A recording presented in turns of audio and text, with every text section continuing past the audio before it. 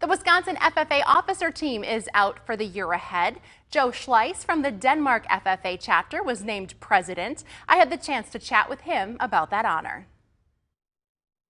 What happens is last year's team is the team that votes. So all 11 vote on who become president for this next year, who thinks that can serve this association to the best of the abilities and make sure that we always are progressive. And that's voted on. It was voted on last week, Friday in the morning, and Friday afternoon, we found out the announcement. So what did it mean to you to receive that title? I say that I could not be more grateful, more fortunate.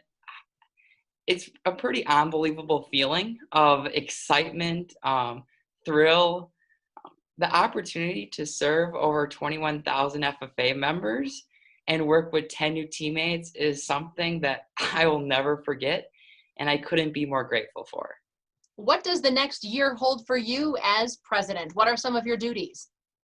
Yeah, so this next year, I will be working with 10 new teammates, trying to help them grow as leaders, as well as trying to travel all across the state. There are many unknowns, but I say this too, that as FFA members, it doesn't matter how high the waves are, the boat is going to go through no matter what. Our method may be different in our delivery. It may not be traditional, but I think that is what's going to make this next year even more special, is that it's not going to be the same traditional way that we have seen in the past years.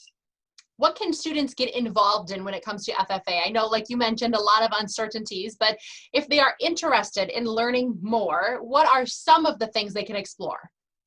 Yeah, so their FFA is so broad. So if you look at it, I mean, that is as simple as going into and meeting with your ag teacher to see what opportunities they have available at the local level, whether that's community service. Maybe that's doing some sort of research project that you can compete in. And that research is really open up to anything.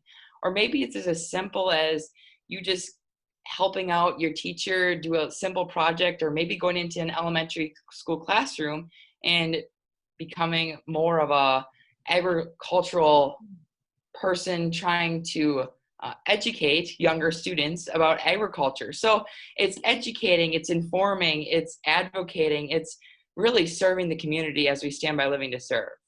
Now, does this blend into your fall plans of attending college? Do you simultaneously do classes and the presidency?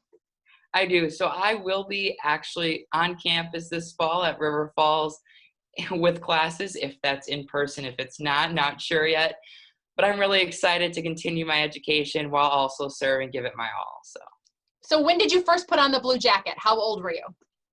When I first put it on, it was my 7th grade year. That was, oh goodness, 7 years ago. Is that now? 8 maybe?